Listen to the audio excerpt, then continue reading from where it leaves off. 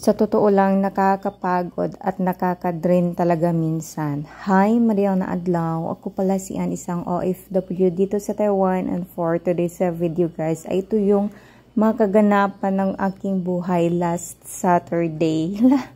Diba? Late na naman kasi alam nyo na ang trabaho ko ay hindi ko alam kung saan ako busy at nakakapagod din naman minsan. So, this time ay day off, ako at walang gala-gala na mga ganap sa saang lugar dito sa Taiwan, kundi pumunta lang ako sa friend ko, binisita ko lang siya. Pag wala kaming plano ng gala, is nagtambay lang talaga kami sa bahay nila dahil sobrang okay din naman sa amo niya. At sa tagal ko ba naman dito sa Taiwan ay just hanash na yung amo niya at kilalang kilala na talaga ako. Kaya thankful ako sa kanyang amo at syempre sa kanya naman at kay Lord. So ito na nga, inantay ko siya dito sa Sinying train station dito sa Taiwan kasi yung biyahe ko ay 30 minutes.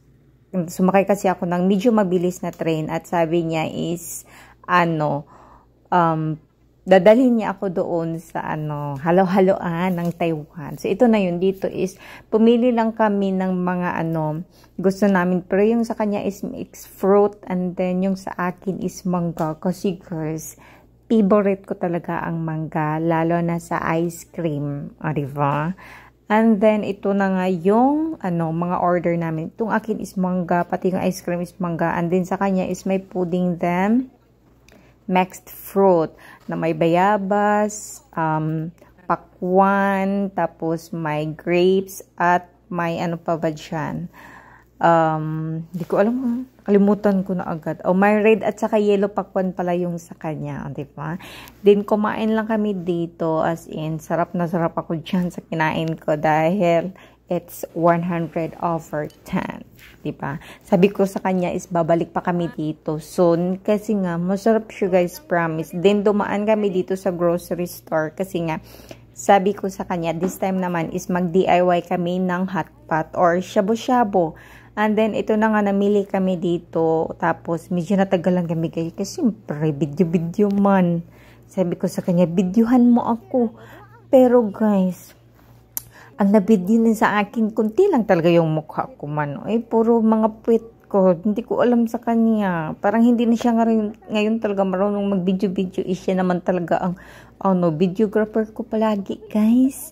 So, ito na nga yung mga nabili namin. Nagbili lang kami ng seafoods. Basta panghalo lang talaga siya sa hotpot, guys. As usual, kung ano yung mga nakikita namin sa tawag dito, sa mga hotpot dito, restaurant dito sa Taiwan. At, din, bumili kami dito ng drinks. I mean, it's flavored beer. Pero hindi naman talaga yan nakakalasing, guys. Masarap lang siya.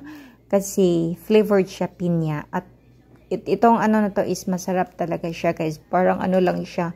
Parang Sprite na may lasang tawag ba dito? Pinya, maganorn. So, nabili na kami dito. And then, ang last namin dyan kinuha is I think yung noodles. Kasi, muntik na namin makalimutan ang noodles guys. Pero dumaan pa pala kami dito sa mga chichirya kasi nga gusto namin kumain pero dami na namin nabili na pagkain guys. Bili pa kami ng chichirya pero ito yung pinakamasarap na chichirya. Diba? Kasi yung pinila namin. And then itong noodles na to. Masarap mga noodles dito guys. Iwan ko mga tao sa Pinas pag nagpabagahe ko ayaw nila man. And then ito nga nagpa-counter na kami guys. Alam niyo bang nabayaran ko magkano? I just miss 700 lang naman or siguro mga almost ay mga 1.5 siguro, di ba?